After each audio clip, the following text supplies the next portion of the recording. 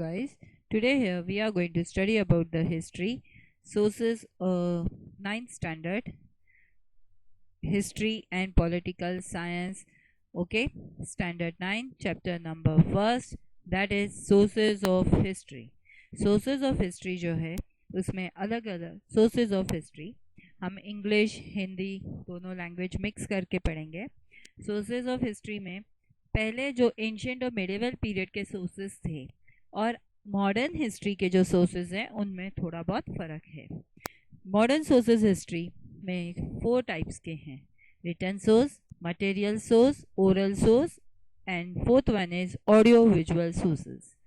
इन modern sources जो history के हैं ये कोई भी हो, रिटन हो, मटेरियल हो, ओरल हो, ऑडियो हो, इन सब के लिए पूरे डिटेल्स में इंफॉर्मेशन इकट्ठी करनी पड़ती है जो कि रीजनल वाइज भी लिया जाता है, स्टेट वाइज, नेशनल, इंटरनेशनल, हर जगह से लेके और फिर ही उसे एज अ हिस्ट्री स्टोर करके लोगों तक इंफॉर्मेशन पहुंचाई जाती है. आज हम सिर्फ रिटन सोर्स के बारे में पढ़ेंगे. रिटन सोर्स में ये सब तरह के हैं: newspaper, periodicals, diaries. Written source का मतलब ही होता है लिखा हुआ. लिखा हुआ मतलब हर तरह की, तुम्हारी जैसे क्लास वर्क बुक होती है, होमवर्क बुक होती है, वैसे ये अलग अलग चीज़ें लिखी हुई होती हैं और इनको हर एक जगह अलग के साथ स्टोर किया जाता है. जैसे न्यूज़पेपर पहले करते हैं. सबसे ज़्यादा प्रिंट मीडिया वर्कआउट करता था. 1961 में प्रिंट मीडिया स्टार्ट हुआ था, उसमें न्यूज़पेपर पहले आया था. तब तक 1961 से 2000 के बीच में उसका कोई और अल्टरनेटिव नहीं था. यानी हमें इंफॉर्मेशन सिर्फ और सिर्फ न्यूज़पेपर से ही मिलती थी प्रिंट मीडिया में. प्रिंट मीडिया को fourth pillar of democracy in modern period कहा जाता है क्योंकि जैसे लेजिस्लेचर, यानी हमारा जब इंडिया इंडिपेंडेंट हुआ तब लेजिस्लेचर लॉ बन रहे थे, वो कितना इम्पोर्टेंट था. कौन ग्रुप ऑफ पब्लिक लॉ बना रही है, कैसे बना रही है, एग्जीक्यूटिव इम्पोर्टेंस थे, एग्जीक्यूट कैसे कर रहे थे लॉज जो बने हैं, जुडिशरी जस्टिफाई करके कैसे कर रहे थे. और फोर्थ था मीडिया. फोर्थ मीडिया जो था उसमें न्यूज़पेपर सबसे नंबर 1 था, इसीलिए कहते हैं न्यूज़पेपर को प्रिंट मीडिया में सबसे इम्पॉर्टेंट है. Okay, it is major medium of information. हमें आज किसी भी चीज़ की सबसे ज़्यादा इंफॉर्मेशन चाहिए तो वो न्यूज़पेपर से ही मिलती थी. 2000 के बाद लिबरलाइजेशन हुआ, वाइड स्प्रेड हुआ, जिससे इंटरनेट लोग यूज़ करने लग गए, वर्ल्ड वाइड वेब, जिससे न्यूज़ या हर कोई भी इंफॉर्मेशन चाहिए हमें इजीली मिल सकती थी. पर फिर भी प्रिंट मीडिया में के लिए अल्टरनेटिव एग्जैक्टली आज की डेट में भी कोई नहीं है. ओके, तो उसमें सबसे पहले न्यूज़पेपर यानी वो चीज न्यूज़पेपर्स में सब इंफॉर्मेशन आती है किसके बारे में? National, international affairs, politics, arts, sports, literature, social, current affair. आप न्यूज़ दिन भर सुनोगे, उसमें वही न्यूज़ घड़ी घड़ी देखकर आप शायद बोर हो जाओगे. पर न्यूज़पेपर वास्ट इंफॉर्मेशन लेके और हर चीज़ की इंफॉर्मेशन लेके आता है, इसलिए हम उसमें बोर नहीं होते. ओके, और हर लैंग्वेज, हर स्टेट ने अपने अपने लोगों ने अपने रीजनल एडिशंस निकाले हैं. जैसे महाराष्ट्र में सकाळ है, लोकसत्ता है, ये महाराष्ट्र के न्यूज़पेपर्स मराठी लैंग्वेज में आते हैं ताकि मराठी पेपर जिन्हें हिंदी इंग्लिश का प्रॉब्लम है या और कोई लैंग्वेज का तो वो इजीली पढ़ सकते हैं. इसके अलावा हर स्टेट में बाकी लैंग्वेजेस के भी पेपर्स आते हैं. उर्दू के पेपर आते हैं, गुजराती आते हैं, साउथ इंडियन पेपर्स आते हैं. इस तरह की लैंग्वेज के एडिशनल रीजनल पेपर जो होते हैं वो दूसरे स्टेट्स में भी अवेलेबल होते हैं. फिर daily newspaper, weekly, partly magazines बनती हैं, ये सब प्रिंट्स होते हैं. और आज भी स्पेशल सप्लीमेंट भी इनका सबके मिलते हैं डेली, वीकली में, और आज भी लोगों को इस पर ज़्यादा विश्वास है. अब न्यूज़पेपर में सबसे ज़्यादा इन्फॉर्मेशन कहाँ से आती है, कौन देता है? तो इंडिया में 1953 में चालू हुआ न्यूज़पेपर या मीडिया. 1961 में स्टार्ट हुआ था, हमने पहले ही पढ़ा 1961 में. लेकिन 1953 में यानी 7 इयर्स पहले से प्रेस ट्रस्ट ऑफ इंडिया था, जिसका पीटीआई भी कहा जाता है। ये वो जगह है जहाँ पर इम्पोर्टेंट सब प्राइमरी डिटेल्स इवेंट होते हैं, जो भी आर्टिकल होते हैं, सब्जेक्ट्स होते हैं, उन सब के डिटेल्स रखी जाती है, फ़ोटोज़, उसकी position, financial position, scientific issue, ये सब यहाँ होते हैं, जिससे जो न्यूज़पेपर को देते हैं और फिर वो न्यूज़पेपर वाले प्रिंट करते हैं। पीटीआई ने जो पहले तो, आज हम ऑनलाइन हैं वैसे 1990 से, पीटीआई भी ऑनलाइन इंफॉर्मेशन सैटेलाइट ब्रॉडकास्टिंग से टेलीप्रिंट करके बाकी सारे न्यूज़ चैनल्स और न्यूज़पेपर्स को इंफॉर्मेशन देते हैं, और ये सारी इंफॉर्मेशन रिटर्न होती है। रिटर्न सोर्स का फ़ायदा क्या है कि हर चीज़ लिखी हुई है, तो आप कई बार बोल के या कोई न्यूज़ फैला के हम पलट सकते हैं, लेकिन अगर वो लिखा हुआ है तो इट्स अ प्रूफ। इसलिए रिटर्न सोर्सेज बहुत इम्पॉर्टेंट है। पीरियोडिकल न्यूज़पेपर के जैसे न्यूज़पेपर तो डेली आते हैं, उसमें एक अलग सा पैम्पलेट आ जाता है या पेपर इशू होता है। वैसे पीरियोडिकल में मतलब एक मैगजीन्स होती हैं या न्यूज़पेपर भी ऐसे आते हैं जो एक फिक्स इंटरवल या मंथली, क्वार्टरली, ईयरली, 6 मंथली, फिर 15 डेज, ऐसे अलग अलग इसमें वो उसी पीरियड में अपना पेपर निकालते हैं और आता है, या मैगज़ीन निकालते हैं और लोगों तक पहुंचाते हैं, जिसमें हीरोज़ के बारे में होता है, अलग अलग होते हैं, किसी में खाने पीने का होता है, कई फूड्स, मेडिसिन्स का, आयुर्वेदिक मेडिसिन्स की डिटेल्स होती हैं, कई जोक्स की होती हैं, स्टोरी बुक्स होती हैं छोटे बच्चों के लिए। नेक्स्ट आज हम पढ़ेंगे डायरीज़। डायरीज़ हर कोई अपनी हॉबी, हैबिट है कि सब लिखते हैं क्या हुआ है उनके साथ लाइफ में, ये रूटीन में सुबह से लेकर अब तक क्या हो रहा है ये लिखते हैं, उसे हम कहते हैं डायरी। जो किसी को शायरी लिखने की आदत होती है, कोई कविताएं लिखता है, ये लिखे हुए हैं, इसीलिए इसे हम कहते हैं रिटर्न सोर्सेस में आता है। ओके, नेक्स्ट है रेफरेंस बुक। रेफरेंस बुक जो होती हैं, रेफरेंस बुक प्रिंट मीडिया में सबसे इम्पॉर्टेंट है। Reference book publication division of government of India एक सबसे ऑथेंटिक मतलब इम्पॉर्टेंट और विश्वासु, सबसे ज़्यादा हम इस पे विश्वास करते हैं। ये broad information and broadcasting department है इंडिया का, जिसने इंडिया 2000 एनुअल रेफरेंस बुक बनाई है, जिसके अंदर की रिसर्च, रेफरेंस और ट्रेनिंग डिपार्टमेंट पे से पूरा स्टडी करके बनाया गया है, जिसमें हर चीज़ की इंफॉर्मेशन है।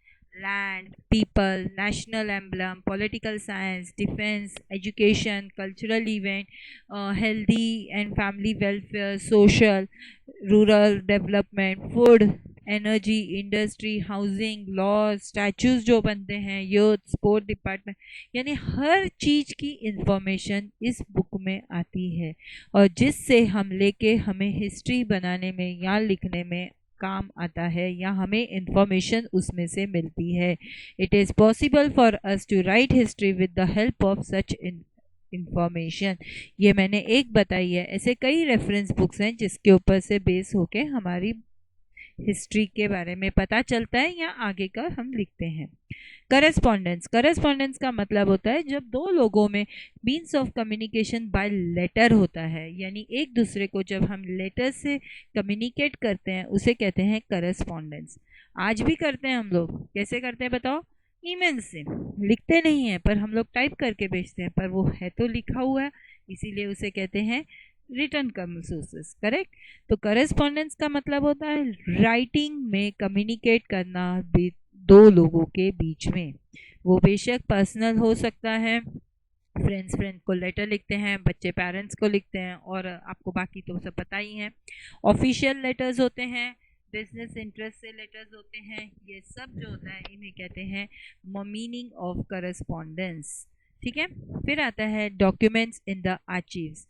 डॉक्यूमेंट्स इन द आर्चीव यानी कि एक प्लेस होती है जिधर हिस्टोरिकल डॉक्यूमेंट्स सर्व किए जाते हैं, सेव किए जाते हैं, प्रिजर्व किए जाते हैं, जिसे कहते हैं आर्चीव्स।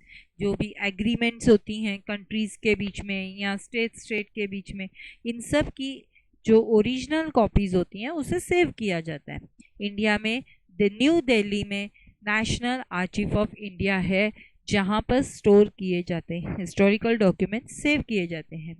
ये लार्जेस्ट है पूरे एशिया में, सबसे बड़ा आर्चीव जो है वो हमारे इंडिया का है, जो कि न्यू दिल्ली में सिचुएटेड है। ओके, फिर आता है गवर्नमेंट गैजेट्स। गवर्नमेंट, हम लोग नाम चेंज करवाते हैं, बर्थ सर्टिफिकेट बनाते हैं, डेथ सर्टिफिकेट बनाते हैं, करेक्ट। अब तो आधार कार्ड आ गया है, पैन कार्ड है, ये सब गवर्नमेंट गैजेट्स हैं, ठीक है। इनके बारे में हमें ऑफिशियल इंफॉर्मेशन भी मिलती रहती है, अपडेट्स भी करते रहते हैं, ठीक है। ये जो है सब गवर्नमेंट, प्राइवेटली गवर्नमेंट करती है, और उसके डॉक्यूमेंट्स, जैसे अभी नीचे एक एग्जांपल मैंने दिया है यहाँ, भाग 2 वय व धर्म बदलन्यास, यानी कि कई लोग कास्ट चेंज कर देते हैं, एज का चेंजेस करना होता है, नाम के स्पेलिंग्स चेंज करने होते हैं, वो सब में इंफॉर्मेशंस जो है वो यहाँ पर भर के फॉर्म भरा जाता है। ये हर गवर्नमेंट का, नेशनल गवर्नमेंट का भी होता है, मतलब सेंट्रल गवर्नमेंट का, स्टेट वाइज भी होता है। यहाँ पर मैंने आपको महाराष्ट्र शासन राजपत्र का एक एग्जाम्पल दिया है। उसके बाद आता है पोस्टेज स्टैम्प। जब हम कोई भी चीज़ यहाँ से वहाँ भेजते हैं, उस पर स्टैंप लगाया जाता है, या फिर इम्पॉर्टेंट होता है स्टैंप लगाते हैं। हैव बीन सेवरल चेंजेस, कई बार इंडिपेंडेंट के बाद उसके अंदर हमने बहुत सारे चेंजेस किए हैं पोस्टेज स्टैंप में।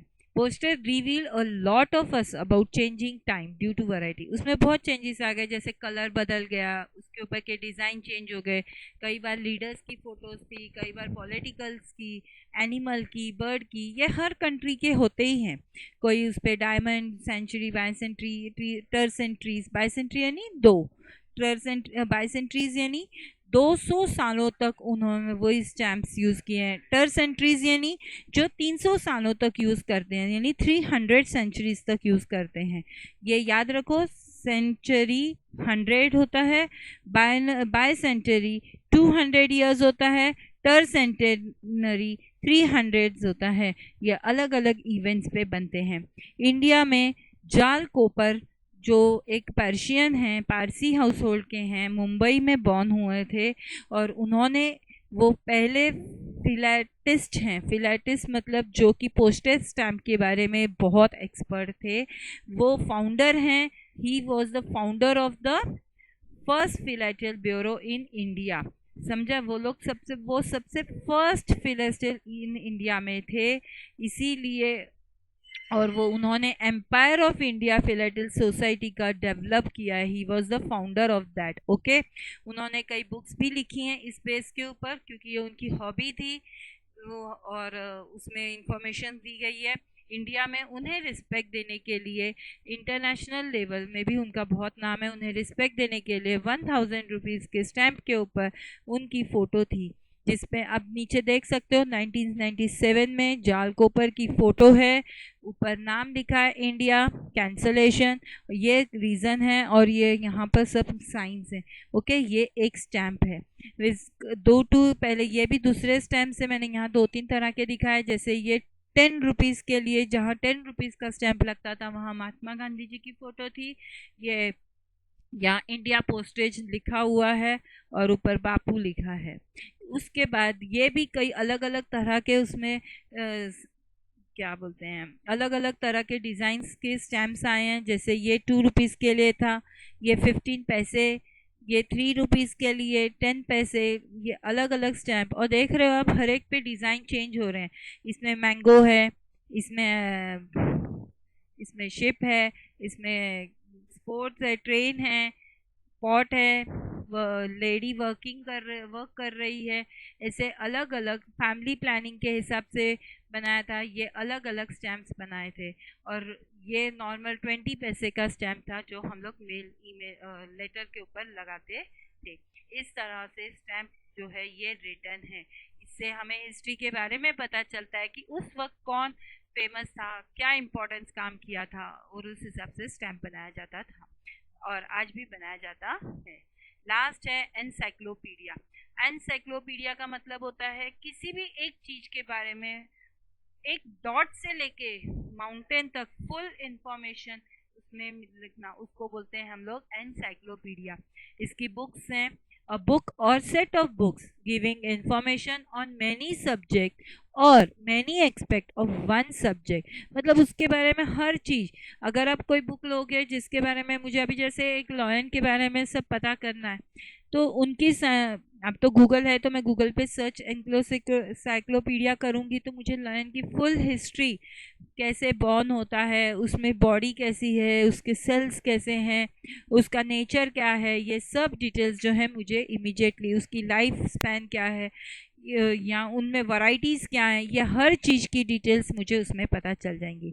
जैसे यहाँ मैंने 2 और बुक्स दी हैं, एक है साइंस एनसाइक्लोपीडिया और दूसरा है मॉडर्न वर्ल्ड। ये जो मॉडर्न वर्ल्ड है इसमें ग्रुप है, इसमें कई में हिस्ट्री डिटेल में एनसाइक्लोपीडिया है, किसी में ज्योग्राफी के बारे में है, किसी में साइंस के बारे में है, ऐसे अलग अलग ग्रुप्स मिलते हैं बुक्स के, जिससे हमें A to Z इंफॉर्मेशन किसी भी चीज़ के बारे में मिल जाती है। ये जो सब थे ये हमने रिटर्न सोर्सेज पढ़े हैं, यानी कि ये सब अलग अलग तरह के लिखे हुए डॉक्यूमेंट्स हैं। ओके, इस तरह हम लोग ये डॉक्यूमेंट्स को स्टोर करते हैं, इसे कहते हैं रिटर्न सोर्स ऑफ हिस्ट्री। मैं यहाँ पर आपका लेक्चर एंड कर रही हूँ। इसमें हमने सिर्फ रिटर्न सोर्स के बारे में पढ़ा है। नेक्स्ट लेक्चर में हम लोग आगे ओरल और टेरियल सोर्सेज और ओरल सोर्स, ये दोनों के बारे में डीप में पढ़ाई करेंगे। Okay, thank you, bye bye.